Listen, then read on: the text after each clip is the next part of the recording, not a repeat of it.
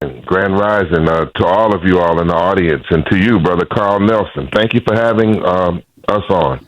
Oh, yeah. We want to find out what's going on in your world. So we want to talk about, first, we want to talk about, because you've got a conference coming up designed to unify. I've been watching, you've been on this trip to try to get our people to be unified, because we have more in common than we have in differences. How's that journey working out, Brother Malik? It works out pretty good. I do want to say that I do have a couple of key legal cases around the country that I do want to talk about at some point in this broadcast. But when it comes to the subject of unity for our people, since I've been a Howard University student and back since the late 80s, when I founded an organization called Unity Nation, that has been the primary base of my political work, is trying to bring about unity amongst our struggle. And specifically at that time, the organization I had was Unity Nation, being heavily influenced by the Nation of Islam, Louis Farrakhan and Khalid Muhammad. The Unity Nation meant uniting our people with the Nation of Islam.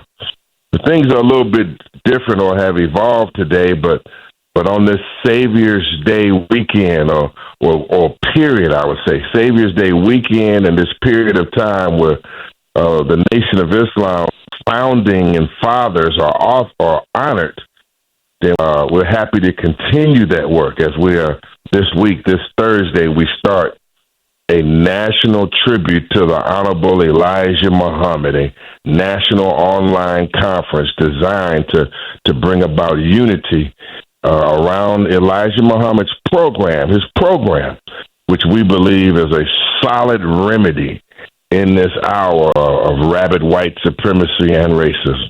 15 at the top of that with Attorney Malik Shabazz. Attorney Malik, would you say that Elijah Muhammad was way ahead of his time? With all the things that he talked about now, it's coming to fruition, as you know? Yes, from a black perspective, he's well ahead of his time. From a religious perspective, he was criticized for not being up to time or having a rudimentary form of Islam that wasn't quite up to the standards of Islam. Those were what his critics said. But in the black community, for what he was doing for black people, well, his work speaks for itself. Honorable Elijah Muhammad in his 74 Savior's Day speech, you can watch that on YouTube, 1974 Savior's Day speech. His staff, he sat down and his secretaries showed the world and his nation the banks that the Honorable Elijah Muhammad opened, Guarantee Bank in Chicago. We had a national black bank. He had properties and apartments for his followers all over the country. He had restaurants. He had restaurants and supermarkets, and his followers were independent-minded, and all throughout New York, New Jersey, Washington, Atlanta, all around the country, steak and take and restaurants and Muhammad's, everything in the name of Muhammad. I'm from Los Angeles, and my grandfather brought me into this. And so I'm saying in a nutshell, we're going to dig deeper into it.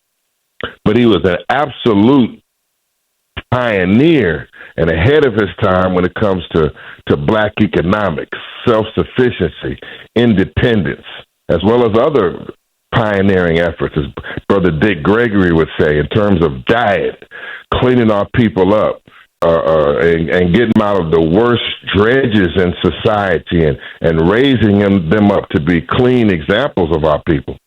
And so absolutely was ahead of his time, the Honorable Elijah Muhammad. He still is ahead of his time. And that's what this conference is going to be about this week online, is honoring all of those that have continued his legacy, continued his work, all of those, and get back to where this great man had us. Right. And hold that thought right there. We got to take a quick break. When we come back at 17 after the top of our family, address the issue because, when they talk about Elijah Muhammad, they always talk about Brother Malcolm. And that seems like it has not been resolved. But I'll give you a chance to hear your version because if you do a retrospect on a person, you have to do it in totality. Can't leave anything out.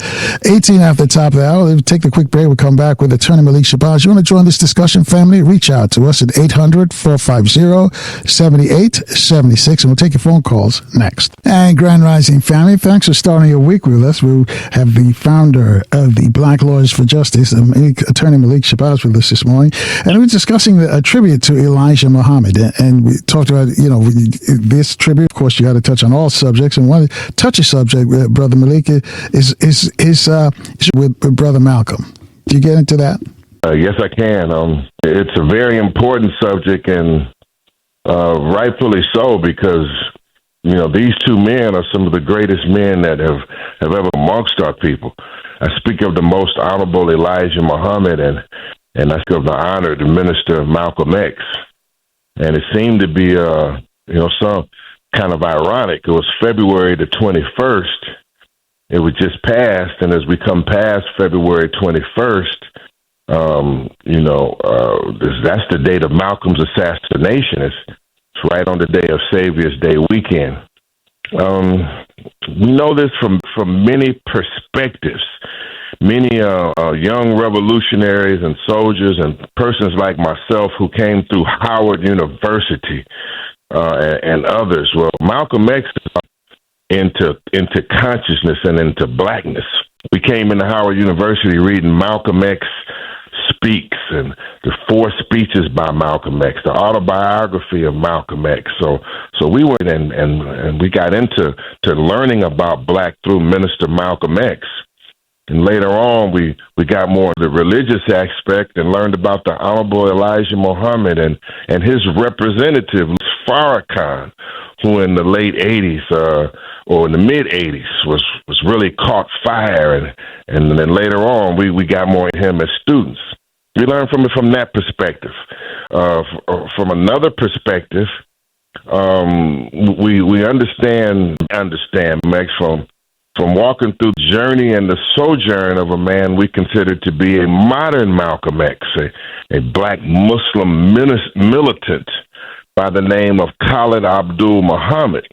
And so my own personal journey took me through a similar experience Malcolm X went through with the Honorable Elijah Muhammad with Dr. Khalid Muhammad 30 years later, ironically. So in 1993, I was able to live my walk with Dr. Khalid Muhammad, who reached a zenith with the Nation of Islam, but also come under heavy attack and criticism for speeches he gave at King College and a national uproar he was involved in late 93, early 94. We compare that to Minister Malcolm X's November speech after John Kennedy's assassination and the controversy that was around Malcolm's statement, the chickens come home to roost, which got him suspended by the Honorable Elijah Muhammad, who had suspended him. And so these are important subjects because underneath those suspensions and controversies from these militant spokespersons with their leaders in the Nation of Islam, we get some underpinnings of things that we learn about ourselves and learn about our movement, and hopefully we can correct as we go forward. We learn about different dynamics of leadership, discipline, obeying your leader, jealousy, envy, the revolution that may be broiling in the streets, and leadership that may or may not be considered too conservative. It's a number of factors that we have to analyze, and like me, see, I can come out very easily and tell you that I love the Honorable Elijah Muhammad, and I've always loved Minister Malcolm X, and like our Dr. Khalid Muhammad, and I've always had respect for Minister Louis Farrakhan as a spiritual father. And these controversies and suspensions and splits are heavy lessons for us. And if we can maybe learn some wisdom from these lessons, perhaps we can go forward so that we can heal these wounds. That's what this conference is actually about, this tribute to Muhammad. We've been criticized, honoring, some not really criticized, but some will say, well, you're honoring Malcolm X and others here, the leader of the 5 Percenters, father, what they call the father of the 5 Percenters, called Clarence 13X. And, all these people didn't necessarily get along. Imam Wafuddin's students, some of them who we were, well, all these haven't gotten along. And the question is, can we learn the lessons of the why having along so that we can, in the future, get along? Because ultimately, that program of Elijah Muhammad, it's a great program. It's a great program for our people. So all right, after the topic, let me pick it up here. Yeah, do you think without Elijah Muhammad, we'd have a Malcolm, a brother, or Minister Farrakhan? Do you think they could the basics and the foundation set by Elijah Muhammad? Absolutely not. Absolutely not. Be no Minister Malcolm X or Hajj Malik Shabazz, as great as he is, and as much Marcus Garvey, as he has in his blood and in his veins from Earl Little. Still would be no Minister Malcolm X without him being taken out of prison and educated and reformed and stood up as a great example to the world under the tutelage and the program of the most honorable Elijah Muhammad. I mean, that is just a material fact. And so Minister Farrakhan, he's Louis. He's a violin player. He's a talented man, but he's no way near about to do what he has done. Louis Eugene Walcott, I'm speaking of, until he became Louis X and becoming of the program of Elijah Muhammad. And so you go on and on. Even Imam Wafuddin's followers today, what do they have these days? Well, these days they have a Savior's Day. These days they're more so also remembering their roots and they're weighing the pros and cons of Sunni and the Orthodox Muslim world, but also they're looking seeing some of that which they lost, which is their root in Islam. Fard Muhammad, Fard Muhammad, Master Fard Muhammad, the founder, really, Islam in America. Well, even the followers, some of them, of Imam Wafuddin Muhammad, are now looking and remembering some of that which they lost. So this is a great program. We talking about. I mean, my grandfather's a black Muslim, right? So when I come up early in life as a college student, my grandfather is illiterate. My grandfather has no formal education. Yet my grandfather owns Thomas X. He owns several blocks of property right there in Los Angeles, California. In the mid-1980s, he's living in Ladera Heights and driving a Mercedes-Benz. But this man is illiterate formally and unlearned, but he's a very wise man because he's a student believer in the Honorable Elijah Muhammad. And so I guess what we try to do is, in this time when we don't own anything, I mean, we don't have black grocery stores. We don't have a black bank. We don't have black transportation systems. We don't have any of the kind of economic structures that we had. The doing for self mentality and the doing for self reality. That peaked under Elijah Muhammad. And I guess argument during our conference. You can find it on ElijahMuhammad.org. ElijahMuhammad.org. I guess one of our objectives in our conference is to raise the importance of the nation building skills, and the people building skills of the program of Elijah Muhammad, because it still can be a superior program for the advancement of people. All right, 29 away from the topic. When is this program for Elijah Muhammad? When is this tribute? When is it going to be? This Thursday. Thank you. This Thursday You can find all the details on ElijahMuhammad.org. Also on my Facebook page, Attorney Malik Shabazz, Malik S.Z. Shabazz on Facebook. You find it on my Facebook pages. It starts Thursday. It starts this Thursday, February 26th, and it's going to be online. It's going to be on multiple sites online, but primarily on ElijahMuhammad.org. And it starts Thursday with a National Film Fest in honor of his program. And you can't have his without honoring Muhammad Ali and his great achievements, and the Khalid Muhammad, of course, Minister Louis Farrakhan, and Honorable Silas Muhammad, and John Muhammad, and other greats and legends. So there's a National Film Fest on Thursday at 6 o'clock. It's going to broadcast all over the internet. There's on Friday, there's going to be a Islamic teaching session that we call a Talim session in the afternoon. Basically, we start at 1 o'clock. 1 o'clock on Friday the 27th, 9 o'clock that night.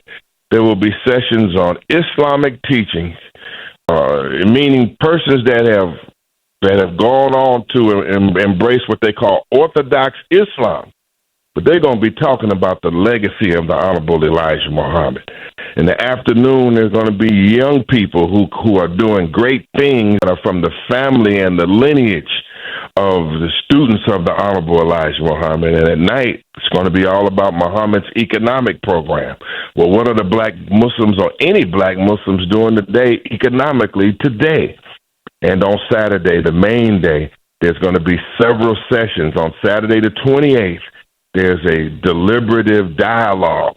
There's a group prayer and fasting. Chief Abdul Malik and Dr. Abdul Ali Muhammad, who's done a lot for the Nation of Islam. I'm on the radio in Washington, D.C. If I say Dr. Abdul Ali Muhammad, well, all of you all know the things in the Washington, D.C. area and over the years. So that's a great dialogue, deliberative dialogue session, which is just designed to bring about healing and amongst black Muslims everywhere. And then you have other sessions on Saturday. 26 away from the top there. And go on. Go ahead. Yeah, we come. Go ahead. Saturday is main day. Main day. All which will be given. We'll talk about who will be awarded when we come back. All right, we'll come up a break. We still got some more time, but I wanted to say Ramadan Mubarak to all our members of Islam faith who are listening to us, because I know the brothers, they tell me they get up early. And there's a group in London, Attorney Malik, who listens. They listen all the time. They say they're all on our case every time. They keep sending me the stuff on the internet, what they're doing. So I want to shout that out. We talked about how expansive the is. When it just started, it was just local at first, then it spread. Now it's international with Brother Abdul Muhammad. Can you, Akbar Muhammad, I should say, can you explain that? Because some people think that the nation is just in the major cities in this country. Oh, well, the Nation of Islam has long gone international. Since the 1960s, the Honorable Silas Muhammad's wife, Harriet Abu Bakr, often teaches how Elijah Muhammad had sent her over to, and others, Elijah Muhammad Jr., her husband at the time, over to Cairo, Egypt for studies, and then we know about Malcolm X, his famous trips to and his meetings with African leaders. We often get the openings of modern Pan-Africanism through Malcolm's visits, and we also get an international perspective. Of course, as you mentioned, Minister Farrakhan has an international representative, Abdul Akbar Muhammad, but also Minister Louis Farrakhan himself is known for many legendary world tours. I mean, starting back in the 80s, he's known for his relations with Gaddafi, but even before that, we know that before the Honorable Elijah Muhammad passed, he had a strong relationship with that young revolutionary colonel from Libya, our beloved brother Muammar al-Gaddafi, who helped build the Nation of Islam's Temple Number 2 in Chicago. Temple Number 2, which is now known as Mosque Mariam, but when it was under the Honorable Elijah Muhammad, it was Temple Number 2, and a couple of $1 million was was either loaned or given to the Nation of Islam from Libya. So this is absolutely an international organization with international influence. And in the month of Ramadan Mubarak, to all Muslims who are listening, was obvious that Islam is an international religion. And this comes in also when Islam is under great controversy. Right, and hold that thought right there, Brother Malik. We got to step aside for a few moments. We come back, we'll talk about that controversy. So about the legacy of the Reverend Jesse Jackson, how you think his legacy will play out. Family, you join this conversation with Attorney Malik Shabazz. Reach out to us at 800-450-7876. We'll take your phone calls next. And Grand Rising family, thanks for starting your week with us at 19 minutes away from the top of the hour with our guest. He's the founder of the Black Lawyers for Justice. His name is Malik Shabazz. Before we go back to him, let me just remind you, coming up later this week, you're going to hear from another Attorney Fire Rose going to join us. Also, chematologist Tony Browder will be here, and the founder of the Universal African Peoples Organization, Brother Zaki Brudi, will check in. The master teacher himself, Ashra Kwesi, will also join us, and one of Dick Gregory's sons, Yohanse, will be with us as well. So if you are in Baltimore, make sure you keep that radio locked in tight on 1010 WOLB, or if you're in the DMV or the Washington Metropolitan area, we're on 1450 WOL. All right, Attorney Malik, a question for you: the legacy of Jesse Jackson, the Reverend Jesse Jackson. You see that because some people started attacking him just after he passed for his association, what happened with the King assassination. But how do you see his legacy in its entirety? That's a heck of a question. We have to say, in his entirety, he is a part of Black history. It is a material fact that Reverend Jesse Louis Jackson, God rest his soul, has made Black history. You cannot write the history of the 1970s, 30s, and 90s and leave him out. I mean, he's as the first major Black presidential candidate coming after Sister Queen Shirley Chisholm. Reverend Jackson made history in that election and known for many, many civil rights causes. And then he has his critics because of any number of actions over those years. He has critics of this position he's taken, that position he's taken, or other criticisms of him. My personal position is, I also know him because as an anti-apartheid movement, he was a leader of that. And then because we were heavily influenced Muslims, Louis Farrakhan and Khalid Muhammad, well, Jesse Jackson has his own history with Louis Farrakhan and Dr. Khalid Muhammad. Much of that is documented in my book, The Book of Khalid. I have to recognize him as an important figure at different times, even in my career, and become my teacher, Dr. Khalid Muhammad, and his name has been controversial. What I said to my is this, Brother Carl, at this time, while Reverend Jackson has transitioned to the ancestors, that my position, Malik Zulu Shabazz, is that as I revert to respecting fundamental law, respecting the ancestors, meaning that while our brother has passed, that I only good that he has done. I honor the good that he has done, and I remember the good he has done, and the important role he played. And I urge anybody that's with me to respect his name, and if you don't have anything good to say, just be quiet, because we still have to respect his family, respect time of mourning. We have to have some class and some civilization and study the ink of a man that has obviously impacted this era and time. Whether we agree with him or not, we urge respect for the ancestors, respect Reverend Jackson, because in many, many circles he's done some things, and certainly we can't write the history of this era and leave him out. I totally agree. 15 away from the top. And the Minister Farrakhan had said just what you said, basically, at the Savior's Day weekend, his report to the nation. And also, I don't know if you recall this, because you're a young man. When he made his first for the White House, they told him he didn't qualify for security. So Minister Farrakhan ordered the FOI. Any city that Reverend Jackson was campaigning in, the FOI would support him. And they showed up, make sure nothing happened, because he was under attack then for what he described New York as Town, even though he apologized, and I guess his apology was good enough. They kept on him on that. And then his speech in San Francisco, where he talked about if his grape was turned into a raisin. It was a great speech that he gave.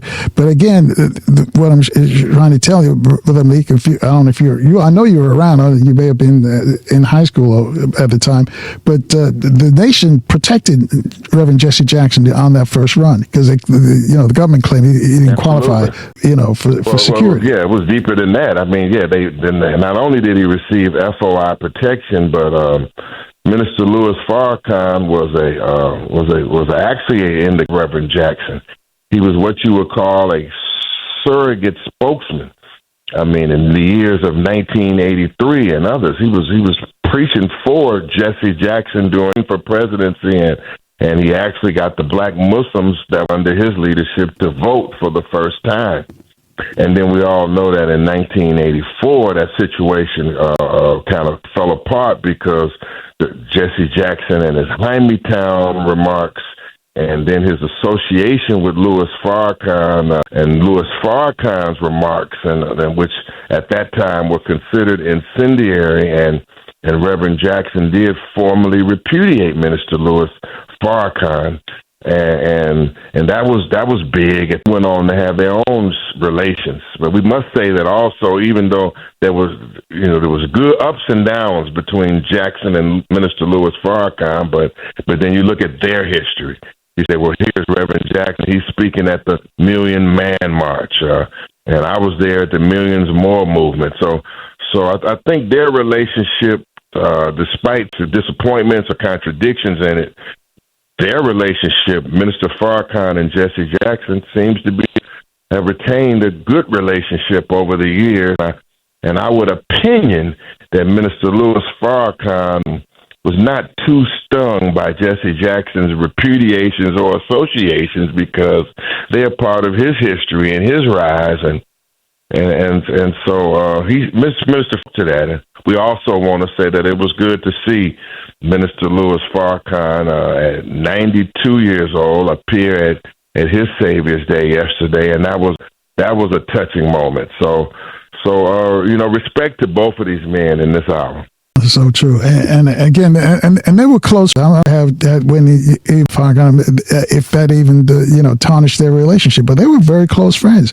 They used to play basketball per Reverend Jackson to me. So they have a game schedule at Christmas time, on Christmas Day. Actually, they play one-on-one basketball. Those younger years in Chicago. 10 away from the top of the hour, family, with Attorney Malik Shabazz. And Attorney Malik, you wanted to share with us a couple of cases that you're working on.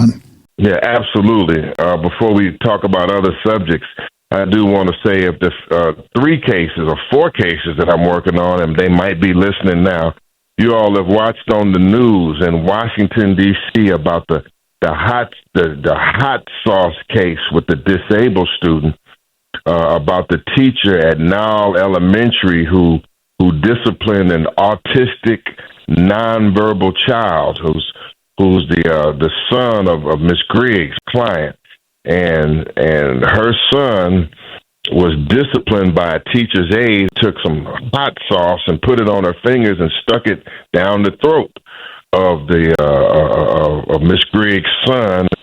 And so I'm going to be back in D.C. Superior Court because that case is going to reach a criminal resolution. It's the teacher in that case was arrested. This is an unfortunate incident. The teacher was arrested and is set to take a guilty plea on March 9th in D.C. Superior Court.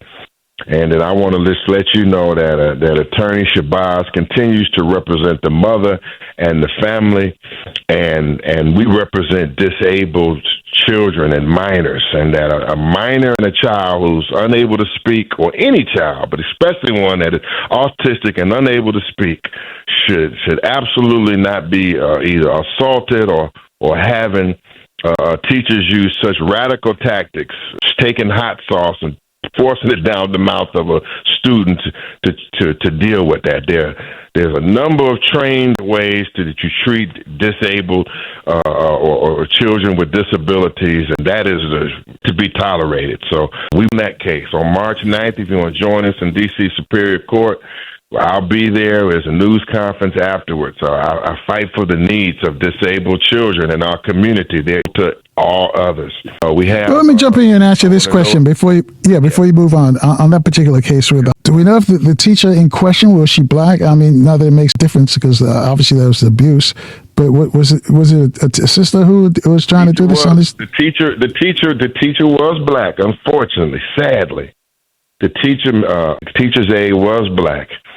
And I guess what did she have a reason though, Brother Malik? Did she for doing it, or she speaks upon this child? The police report.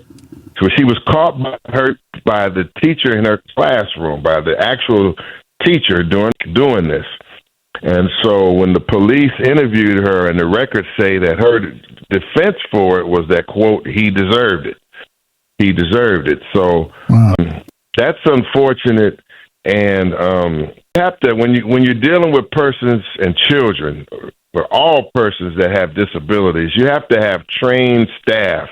You have to be properly trained on how to deal with them, and that's just a reflection of either inadequate training or screening, or having the wrong person on the job. And also, so that's inadequate training, screening, having it on the job, and it's the responsibility of the D.C. school system and the district government to make sure that the people that they have duty are qualified and trained. That's point one. Number two, as a cultural or community matter, we just have to be conscious in our community that we want to treat our children the same. We want to treat our children better than we would treat others, just as a moral code. That's what we want to do. And, so I would say that although this teacher is taking a guilty plea, the teacher is a guilty plea, I recommend it to the mother that she accept when the prosecutor's about accepting it, because the guilty plea comes with a 6-month probationary term. And then the teacher would be able to, after performing community service, to wipe it all off her record. My client was 50-50 on that. She's mad, like any other mother would be mad about what happened to their child. Very mad. She still wants justice and getting justice. But then I was able to help her to at least accept part of this plea deal, which means that eventually the teacher, Ms. Davis, could rehabilitate herself and get her life back after learning this lesson and be left a criminal record, because the Black Lawyers for Justice position is that if we can avoid the criminalization of our people and having them saddled with records and criminal records that increase their, I guess, inability to perform society, that if there's a chance they can be reformed and not have that criminal jacket on their record, then we advocate for that also. So I think it's a resolution, but it's unfortunate that it comes from a black teacher on a black child. Did she apologize at least, Brother Malik? Did she apologize? All of that should be coming March 9th. On March 9th, apology should be coming, admission should be coming in court, and we should see it all in D.C. Superior Court on the 9th. Again, if y'all want to keep track of these cases, my number is 240-688-0735. Now, can I talk about another one? I tell you what, we'll take a short break, and now you can buy another one. It's 4 minutes away from the top there. Mark in Baltimore has a question for you as well. Family, you too can get in on this conversation with attorney Malik Shabazz. He's the founder of the Black Lawyers for Justice. Or you got a legal question you need answered, you can reach him as well. And then the number to call him is 800-450-7876, and we'll take your phone calls next. And Grand Rising family, thanks for starting your week with us. Our guest is attorney Malik Shabazz. He's the founder of the Black Lawyers for Justice. We'll talk about some of the cases he's working on, but we've got some folks who have questions for him as well. Start with Mark in Baltimore. He's on line one. Grand Rising, Mark, your question for attorney Malik Shabazz. Hey, Grand Rising and attorney, I'm glad you're there. I got two questions for you, but I want to honor Minister Louis Farrakhan and Jesse Jackson because the Million Man March was really about atonement for us. You know, that's what it was really about. It wasn't about a million men because he sent Captain Andrew and We Are Us and Baltimore Inc. and Baltimore Sisters Inc. to come save our young black brothers and sisters here in Baltimore because the number one killer of our children is murder here in Baltimore. Also, Melina Abdullah, Black Lives Matter. When he had her on there, when Carl had her on there, me and him was upset because Black Lives Matter is being hijacked $100 million, $10 to $20 million a year. And she kind of said, well, they got all them. And he asked, Carl asked, why didn't y'all go after them and go nationwide, let everybody where to send the real money? And she said, they got all these Jewish lawyers, like y'all wasn't, I would have took that personally. So now it's still, all that money could be going to our communities. We could have Black Lives Matter. He's all over Baltimore, Chicago, New York, everybody. We weren't funded for 4.5 years. Then we had a Jewish guy and the T. Rowe Price stand up for us. Why can't we stand up for each other, man, and the power that we have to make sure our dollars go to our people instead of people looking like us, taking it away and using it for their own self? I'm done. All right, yes, sir. I'm just going to respect your statement as a strong statement, and we just have to try to figure it out. We could take a whole show, my dear brother, when it comes to where money has gone, either the George Floyd shooting or since Ferguson, Missouri, when Mike Brown killed when I was there, and different groups, movements, who funded it, influences, splits, divisions. It's a whole show, and there are some positives in it, but it's a lot to it, and it's what you're saying, and perhaps we come back and deal with it. But I'm familiar with it all over the country, and a statement speaks for itself. Respect what you're saying. 3 after the top of the hour. Thank you, Mark, for that question. Brother Craig is calling us from the district. He's on line 2. Grand Rising, Brother Craig. You're on with attorney Malik Shabazz. Yeah, saying Grand Rising to you also, Brother Carl, and you, Brother Malik. The question that I want to talk about, first of all, with this upcoming midterm elections, will the black community finally put the interests of the black race first? Or are they still going to play second fiddle to whatever white people, their issues come first, the issues either the white liberals or the white conservatives? And when you talk about the teachings of Elijah Muhammad, and he did wake up a lot of black people. And that was a beautiful era back then. But we live in an era right now where a lot of blacks are addicted to whites, and they marry into white families. And it's going to be kind of hard to unify the black community because of that. And, and also with this, after Trump give the State Union address, and he took Steinberger to do the response, I think that's a mistake. I think they should have picked Pamela Harris because she's talking about running again. And it's not like I got any love for Pamela Harris because she's married to a white man. But I still think it would have been better coming from her because the Democrats are really trying to tell the black community, in my opinion, that the black community don't really matter to them as much as we used to. I'd like to hear what you got to say about that, brother. Peace. Okay, yes, sir. I think I'll focus in on your political questions mainly. I guess where we are politically as black people is unfortunately, we don't have what they call a black political agenda as of this date that we're online. We don't have one. I think where we are right now politically is, you could say deja vu, but it is what it is that black people are facing, basically look like they're trying to Trump's power at the midterm election.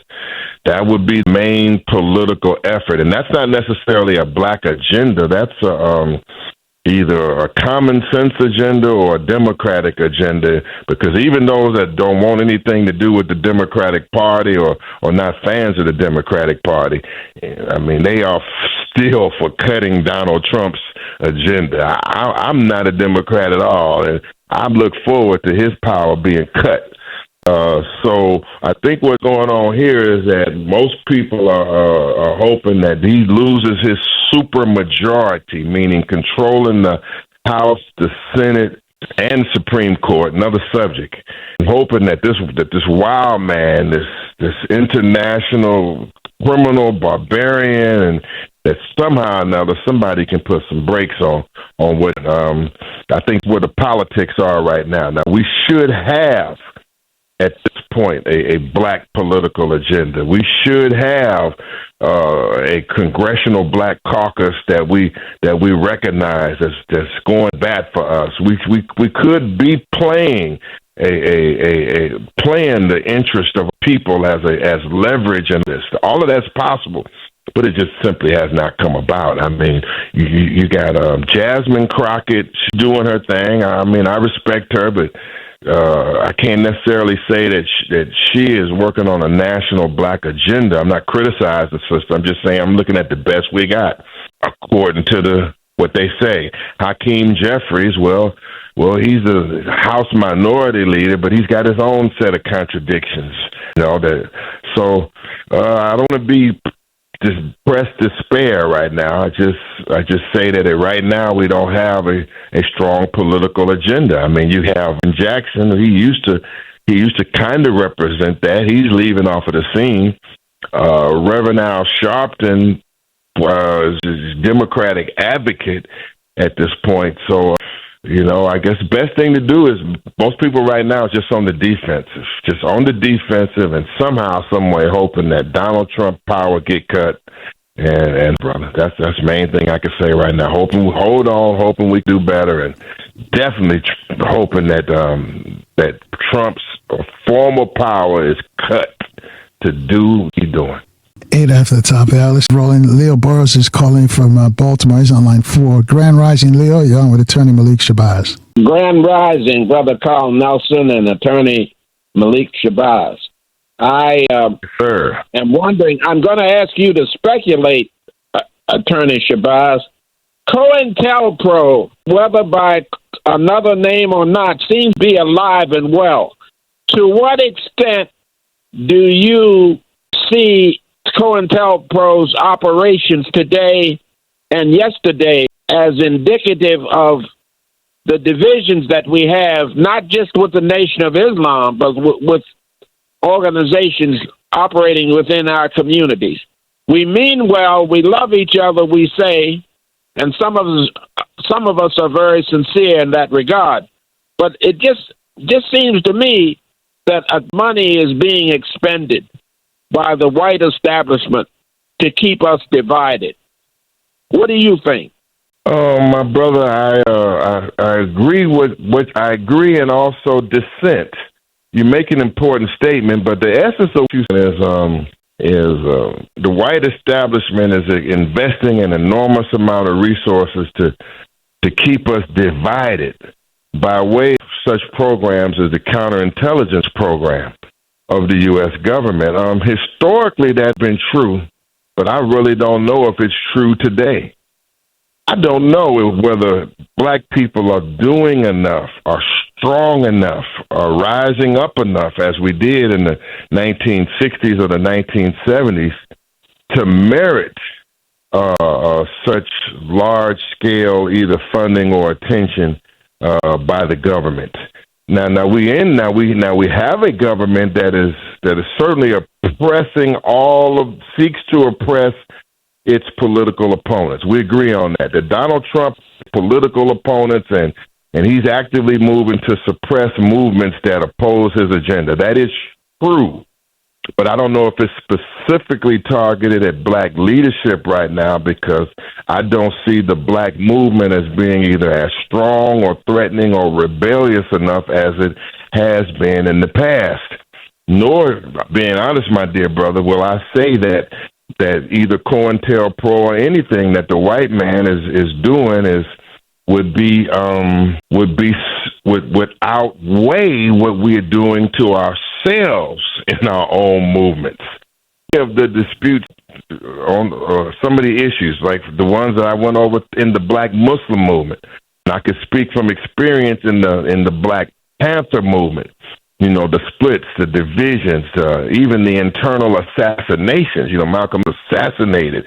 Huey P. Newton went to battle with Eldridge Cleaver, and then the Panthers went to splitting with the Black Liberation Army, and then you got all the splits with the Muslims, and still today you got a lot of fighting and arguing amongst black people. I can't blame all of that on COINTELPRO or the U.S. government, because I would say that we have done a substantial amount of damage to ourselves. And that we are probably, brother, sadly, the biggest helpers to all our intelligence operations, handle each other, the way we deal with each other, the way we are proxies for our enemy or opposition's plan itself.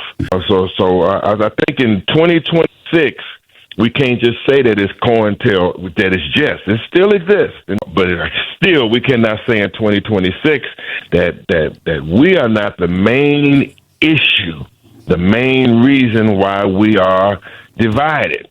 So that's part of my work from my position, is to help bring our people together, my brother. Brother Shabazz, how do we stir a firestorm of resistance among our people, whether it's HBCUs or black churches or what? It seems as though we've become more passive than ever before. How do we mobilize, stir a firestorm of mobilization that will catapult us into victory? Well, that sounds noble. But I would say this, brother, if what is already happening to us and has happened, if that has not already stoked our fires enough to completely dedicate ourselves to liberation of our people and for justice for our people, then we will forever be somehow in second place, third place forever. Because, my dear brother, if the in the black community, if the condition in the prisons, if the conditions in the jails, if the conditions with what this president is doing. I mean, now in the mid '80s, when Ronald Reagan was in office, he was just doing a quarter of what Donald's doing on terms of issues of race. And black people were very much fired up and on the move in the 1980s. And so, my brother, if what has already happened, if what has already has happened, if the condition of our people being what it is, if that hasn't stoked the fires amongst us enough, then we may not have any fire in us. But I don't believe that. So I'm going to say it's leadership, brother, because the conditions are there. The conditions are there. The oppression is there. The denials are there. The police brutality is there. The racism of the president is there. The problems are there.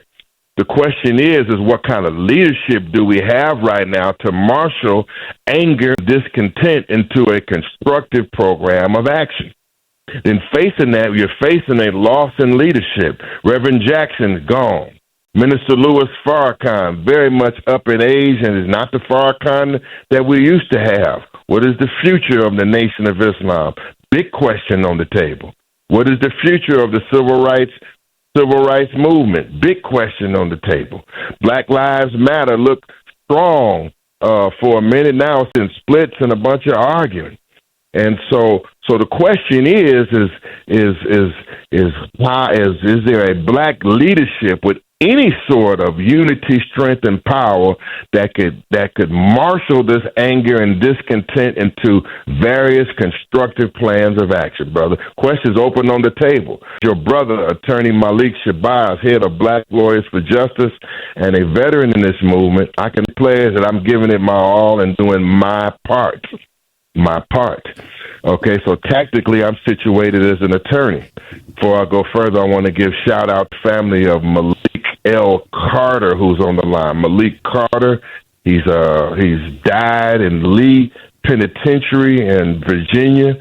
I'm sure they'll be on here soon as we have a news conference tomorrow. Malik L. Carter, he died behind bars, and his mother, Arlisa, her and Rakia and others who strongly believe that he had been beaten to death behind bars, and there's a big cover-up. So shout out to them and other matters behind bars that we're fighting. Marcus Taylor, we're going to be on some point soon. Marcus Taylor, well, they're in Mississippi, and some of you read how Governor Tate Reeves had pardoned Marcus and Maurice because they received a sentence in Mississippi, a plea deal for a crime that only allowed them to be incarcerated for 5 years. The maximum was 5 years, but through the incompetence of the attorneys and the court, they spent 10 years behind bars before the Supreme Court and everybody figured out that the maximum sentence was 5 years. So it's the injustices are there. I'm doing my part, but right now this is a leadership question. Leadership getting Asian, leadership is passing, and our question is a leadership question. See, white people got leadership. No matter how much you disagree with Donald Trump, the champ. I mean, I disagree with him. For many whites, not all whites, but for obviously majority because he's in office, he is their champion. Right. And I'll throw right there, Counselor. We're going to take a short break, and the Truth Teller in Cleveland has a question for you. And we want to, dig more into the fact that she says we need a black agenda. And when you come back, tell us what that agenda should constitute, who should put in the black agenda together. As I mentioned, family, it's 18 minutes after the top there with our guest, Attorney Malik Shabazz. You want to speak to him? Reach out to us at 800-450-7876, and we'll take your phone calls next. And Grand Rising family, thanks for rolling with us on this Monday morning and starting your week with us. Our guest is Attorney Malik Shabazz. And before I take call for you, Malik, one of the things you said, we need a black agenda. Who's going to put together this black agenda? Because there's obviously now with the passing of Reverend Jackson, there's a vacuum as far as black leadership is concerned. We see who's stepping forward, who's up next, just I'm next, I'm going to take over and be the leader that we're looking for and probably to help us come up with. That's a heck of a question. I don't think we're going to get what we got in the past. There's no strong man or no singularly figure that we can look to. Now, in the past, I guess, in the heyday of Minister Louis Farrakhan, when he could draw a million people, he presented that hope that he would could solve at least a significant part of our problems. I'm talking about Minister Louis Farrakhan, his leadership, his plans. But now you really don't have that. You don't have a singular strong man like that. You don't civil rights big man like that, like Jesse Jackson, who you could pin your hopes on. So what am I saying, black people? At the point in time, we have a singular, lack of a better word, use J. Edgar Hoover's word, actually, Messiah-type figure that we could rally around. And so that could be problematic or it could be a blessing. I think it's an invitation right now. I think it's an invitation that we got to get beyond just saying we must come together, and it don't happen because there are many talented figures in our community. But in order to have a agenda, you got to have some black leadership that's either united or at table. Our problem is I don't really even think that we're at the table right now. I mean, you have everybody spread out so far. You got, I guess, Dr. Cornel West and Melina Abdullah over here on the left. You have Malik, Black Lawyers for Justice, other black attorneys who are fighting over here. You got a number of Black Panther groups that are around the country, including Black Panther movement around the country, but they divided. You got Nation of now that is again trying Nation of Islam under Farrakhan. Then you got them under Silas Muhammad. You got Nation of Islam under the Son of Man, Marvin Muhammad in Mississippi. You got 5 or 6 or 7 groups of Black Muslims, and they're really not talking or dialoguing with each other. And so you got a congressional caucus that if you ask Black people, well, what is their agenda and what are they doing, 10 out of 10 will not be able to tell you. So it's impossible to currently right now say that we would have a Black agenda because these folks are not at the table talking about a Black agenda. And they need to be at the table talking about a Black agenda. So, we have other people that I personally feel if they made a few reforms that they could be a great help. Dr. Umar Johnson is. I say that Dr. Umar Johnson is a well-known voice. He's mastered and got a great grip on that thing called social media. He's seen in time. But but who is he at the table with? Can he build with other Black people? Can he make some reforms? And what he's doing, I guess, trying to open up a school or actually increase his credibility to the point and unity to the point where he can maximize what he has to offer. He has something strong to offer, but could he work with others and could he make certain reforms in terms of his credibility to move forward? So it's a precarious question, sir. I can't answer it, Brother Carl. I wish we had a Black agenda. No, but I mean, we're just not talking to each other right now. And we need to talk more. Yeah, I'm enjoying here 26 after the top of the hour. At least have a convention like they had in Gary back in 72.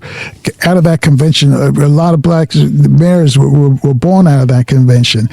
Even though they had COINTELPRO was rife all the way in there at that convention. But at least, do you think we need a conference like that?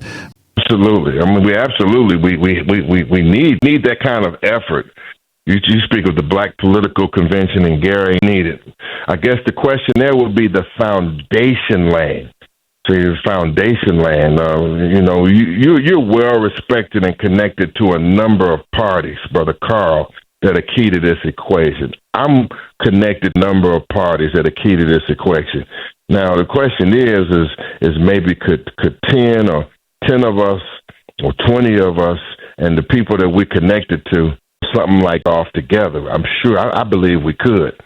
I'm willing to make that kind of effort, but I just get out here trying to do it on my own. Because if I try to get out here trying to organize and pull all Black people together, I'm going to lose my main firepower, my punching power, and my main assignment right now, which is on this legal battlefront. So I do say that I believe Brother Carl Nelson is correct. I do believe that we need a national political convention or national efforts towards self-determination, and we need dialogue and talks right now. I endorse what Brother Carl is saying, and I can only say that I'm willing to be a part of it and bring what I have to the table. But and that's the best I can do, and I'm happy doing the best I can do. Right now, I've got my hands full. And we got a handful of callers want to talk to you as well, Attorney Malik Shabazz. Let's start with the Truth Tellers calling from Cleveland. He's on line 1. Grand Rising, Mr. Truth Teller. You're on with Attorney Malik Shabazz. Grand Rising, Quasi. Grand Rising, Attorney Shabazz. First of all, let me say, brother, I learned something from you, man. Even at my age, I learned from you every time you on. But I just wanted to just inform you and get your opinion of something. 2 things I want to talk about. One, man, guess what? Our Black mayor did, our Black law director, and our Black public safety director did. They collaborated. What city? Trump, Cleveland, Ohio. They collaborated with Donald Trump's DOJ and filed an emergency motion, I believe on Thursday or Friday, to terminate decree that the city of Cleveland has had in place since 2015, and most people know about Tamir Rice, right? But the abuse of the police been going back long before then. And man, and even, you know, you got some black lawyers or some people you see on the news that you with this, and like they said, it makes strange bedfellows. But this is one of the things we're talking about when we talk about leadership. They don't work. Black leadership don't work for the people. But let me say this about this black mayor, and just give you some numbers on this black mayor.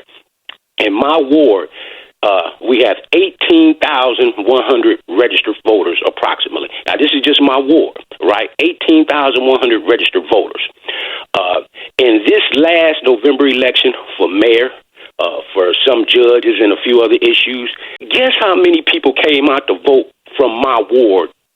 18,100 people in my ward registered to vote. How many people you think came out to vote, Brother Shabazz? Which election? Now, this is election for which? For who?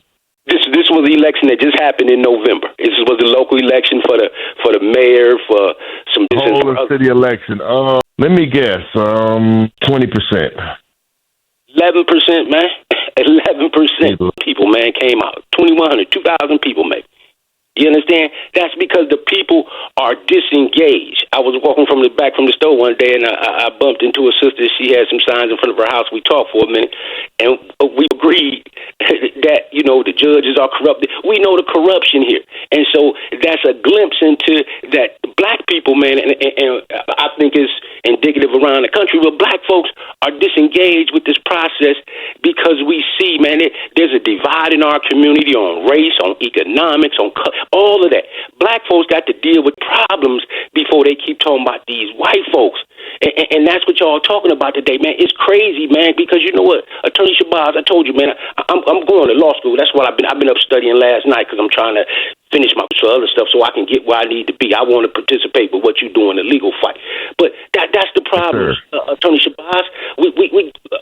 I just don't understand it, man. I'm shocked by this, man. But and that's what black folks in this city for a long time. It's the black leadership. It's like they hate the poor black residents of this city. They do everything to go against us. But I just wanted to put it out there for the world to know. A black mayor, black law director, black public safety director colluded with the Trump DOJ to the watchdog for these police in the city of Cleveland. Thank you, Brother Shabazz, just for listening to me. I appreciate you. Thank you.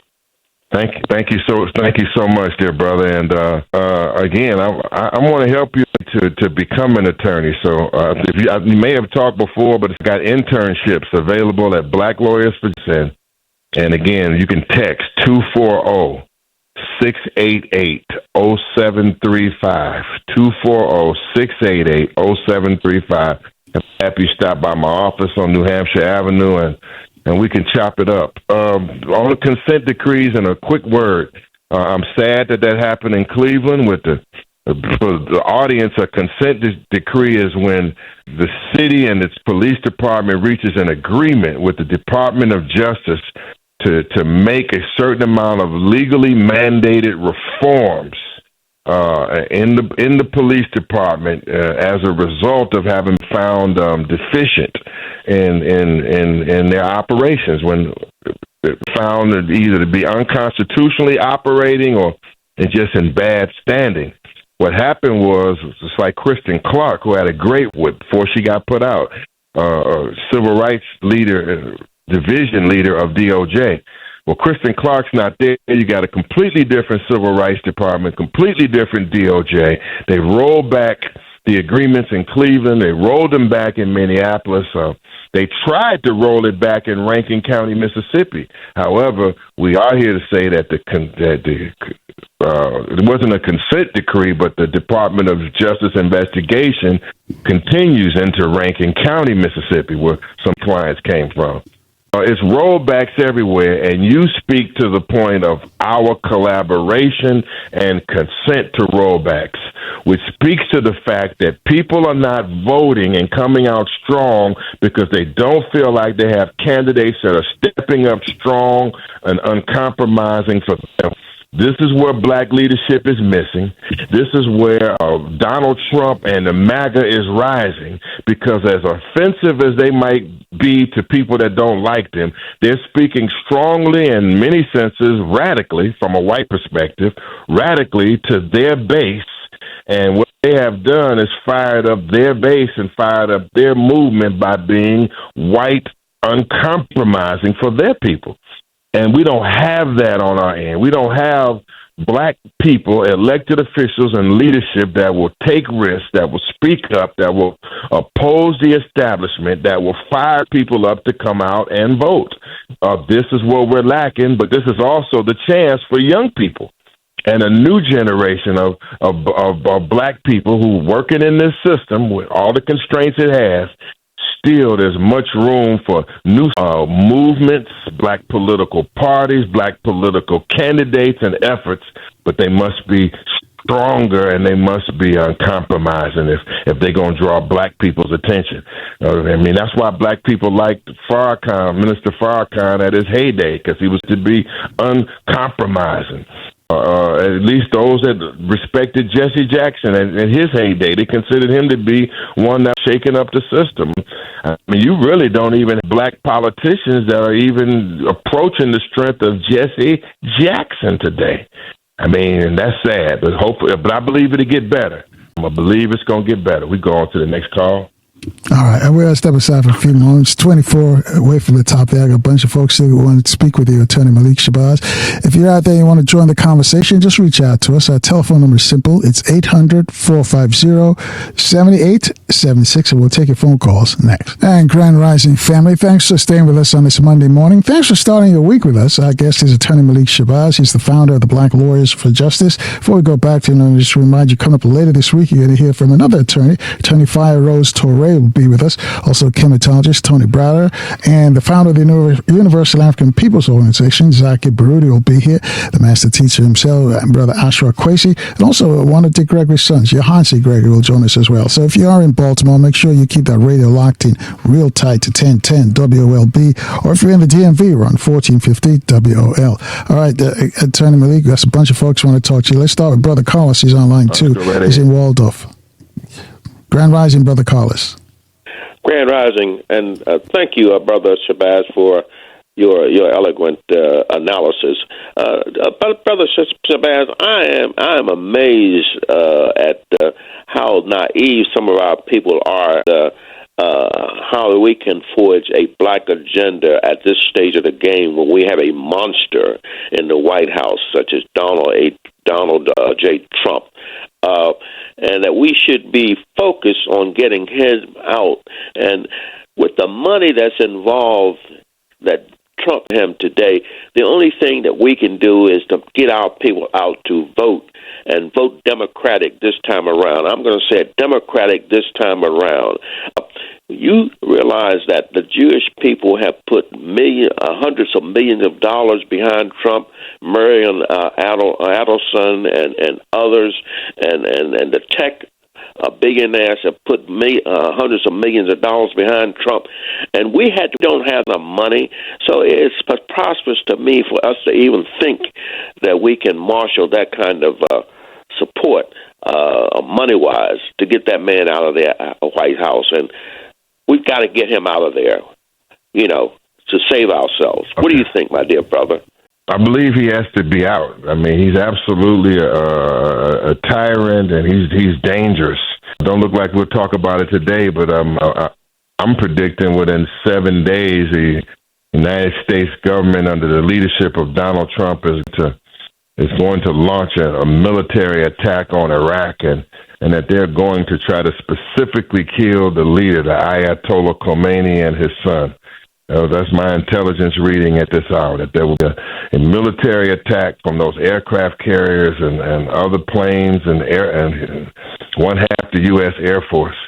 And they're seeking to do to Iran and Ayatollah Khomeini what they did to Muammar Gaddafi under the Obama-Clinton administration, and what George Bush Jr. did under Saddam Hussein, as he was killed out there. He was hung later after being captured in the desert. The other points have tried to do to him what they've done to either at one point Manuel Noriega, and at this point Nicolas Maduro. So brother, that one reason alone And the fact that this man operates extrajudicially, he operates without approval. The United States military is not supposed to use military force. It's only supposed to use military force in defense of national security without congressional approval. You have a spineless Congress that with him, and so therefore, if the Democratic position is to obviously have the lead on this, because there's nothing else really going on. So if Trump's power, either politically, great. Something else happens, greater. This guy's got to go. I mean, it's not even funny. In the midst of it, though, my brother, self-determination still should be going on. When you have a right-wing radical extremist in office, and we always say that when these happen, that these are the times that we will come together. It's kind of embarrassing. Then 2 years later, we're still talking about possibly forming a black agenda. And we're still talking in theoretical terms. White people are not talking in theoretical terms. They're moving in military terms. So yeah, this guy's got to go by whatever means necessary. He's got to go. But unless we're practicing self-determination, unless we are going to pick up points from Elijah and put Elijah's program, Malcolm program, Huey P. Newton program into action, then we're going to be going around in circles. So all I can say is I'm here to do and I'm for better. All right, 14 away from the top of the hour. Let's go to Memphis. Brother William's calling on line 5. Brother William, Grand Rising, you're on with Attorney Malik Shabazz. Grand Rising, Assalamu Alaikum, Ramadan Mubarak. I am happy to be on. Yes, sir, I'm happy to be on this morning, and it's a very, very powerful conversation. I first want to thank Brother Malik. Thank you you are on the front line, brother. You are a soldier. And I appreciate your work. I appreciate the fact that you are making connections in the way that they need to be connected. You're connected with the nation. You're connected with other groups and organizations that are outside of the nation. And you are starting to bring these forces together. So you are doing a good work, because a buzz is stirring up now, brother. A buzz is stirring up. I'm listening. I received your text. I'm listening to prayer and fasting. Okay, I am Muslim. I am in the ranks. Okay, we just need to keep pushing things forward. A lot aren't going to join on, but those that will are the ones that we want. And yes, sir, Brother Carl, I'm making a comment per se, not necessarily a question. So I'm almost through. I know you're short of time. At the same time, what we're seeing going on in Iran, yes, that's coming here. Yes, sir, is away from us. Then that hedge is removed, and then that Trump and those Zionists will be coming after us. That's the wind that's blowing on us. That's the wind that's blowing on us. So when that wind really begins to blow on us, then we will begin to stand up in an exceedingly great number and do what we need to do. Our divine solution, again, it is the 9 ministries. That's it. So whatever everybody else is out there doing, they're doing this, they're doing that, they're doing the other. All we got to do now is bring it together. The 9 ministry is not going to change your identity as what it is that you do. It does not change your identity. We're just bringing it together, and we put it under ministry. And ministry starts from the bottom up and not from the top down. Okay? Stop looking for the minister. It's all about us now. We got to take everything that we've learned from the minister and all of the other great leaders and put it to work. It's what you bring out of you that makes the change. It's what comes out of me that makes. And brother, we're going to cut it there because we're racing the clock. I don't want to respond. Okay. Well, thank you so much for your comments. I want to quickly get to I do want to say this before I go forward. I want to give a shout out to national civil rights leader John Barnett, who's working across this country. John Barnett, who's working across this country. I want to give a shout out to Elder Momoja Ajabu, who's working hard on behalf of Burkina Faso and the Pan-African movement as part of the Black Panther movement. I want to give a shout out to Reverend Jamal Bryant, who I'm going to be meeting with soon. And despite whatever critics he has, I think that Jamal Bryant is doing a good job. I've known him in my organizational space for some years, and I'm hoping that our discussions will prove fruitful in the near future. You might speak to the good points here, and we're going to be getting into these points of determination and nation building at the online tribute to the program of the Honorable Elijah Muhammad, where many of the Muslims and people that have been influenced by the Muslim movement, Muhammad Ali, Louis Farrakhan, Honorable Silas Muhammad, followers of Imam Muaddin Muhammad, followers of Brother Khalid Muhammad. They are all going to be gathering starting Thursday, Friday, and Saturday. This Thursday evening, Friday, and Saturday. You can follow it at ElijahMuhammad.org, or you can follow it on Prayer and Fasting, Chief Abdul Malik and Dr. Abdul Ali Muhammad. And this conference should give you hope.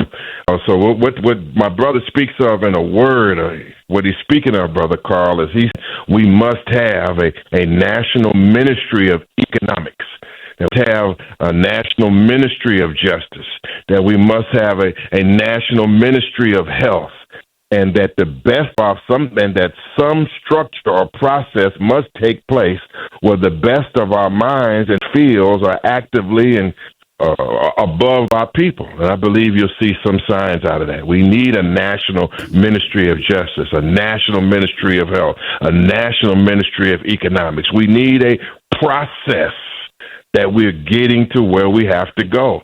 Afro-Descendant Nation, you can also watch it on Afro-Descendant Nation this week, and there's going to be some hope, some more hope as we move along. More hope and more progress. All right. 7 away from the top. Uhuru is calling from D.C. on line 1. Can you make for us your question for Attorney Malik Shabazz? Grand Rising, brother. Is Uhuru there? Well, let's move on to Tyrone on line 2. Yeah, we can hear you now. Go ahead, bro. Okay. Peace and blessings. Brother Malik Zulu Shabazz, I congratulate you, sir, on your work. Keep shining. Keep doing the work. I am definitely in a certain state right now. I'm looking at your president, and he disinvited Wes Moore to the dinner, but yet he invited him to breakfast. So my question and comment is in reference to justice. You and I know, brother, we was on the front lines to make sure that he instilled the reparations bill, but yet he vetoed the bill, and it was overwritten, and now you see what's going on with him now. But in reference to that, he was the third governor of the third black governor. So my question, dear brother, is like, how can we reestablish our own faith? Because you and I know sometimes because you're black don't mean that you're black. And Wes Moore has been doing the work, but at the same token, he has been invited to a breakfast. And I don't think that should be our final analysis, not to mention with Michael Johnson denying Reverend Jesse Jackson to be his body be laid at the cathedral. But it's all about and addressing the issue. So that is my concern. But more importantly, I'm more concerned about what you were speaking of earlier. We have to have some strong black leadership. We got to have right. And brother, I got to cut you there because we got about 60 seconds. I want to give Attorney Malik Shabazz a chance to respond to what you just said. But I thank you for your call.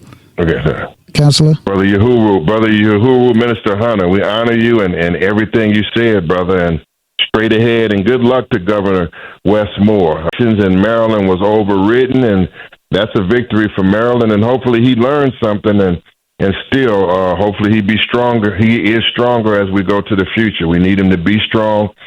So I want to say again, Black Lawyers for Justice and Attorney Shabazz is for unity and moving our people forward on all levels. Attorney Shabazz is here to help.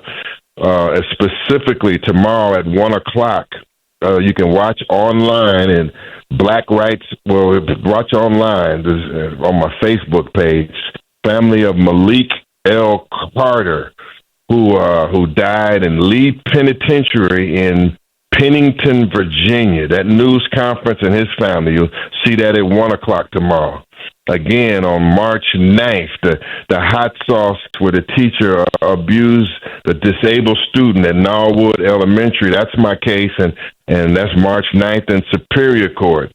Brother Jallo Touré, you'll hear about him on the news soon. He's a Black American person. Maybe he'll be back on here. He's a Black American young man abused by ICE, jacked up by ICE and the D.C. Police Department, letting you know that ICE is not just for immigrants. Well, you're going to hear about his case soon.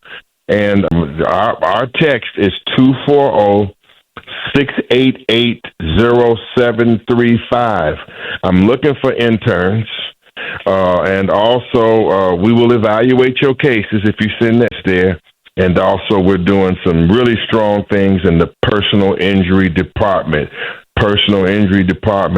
And getting Black people and getting our people more compensation through ever for getting their cases analyzed better and getting their work done. For having me in this conversation. We see you at the Elijah Muhammad Tribute and Conference starting this Thursday on elijah.org and all over Facebook. Thank you, Brother Carl Nelson, for providing the dialogue. Every other Black leader and guest that come on this show, I'm your brother. Call me anytime. I love to talk with you, and if there's anything we got to heal, let's heal it so we can try to go forth. As you listen to our people, they want us to come together and they need help. Well, anybody and everybody is working on our end. We have our arms wide open. Okay? Thank you so much.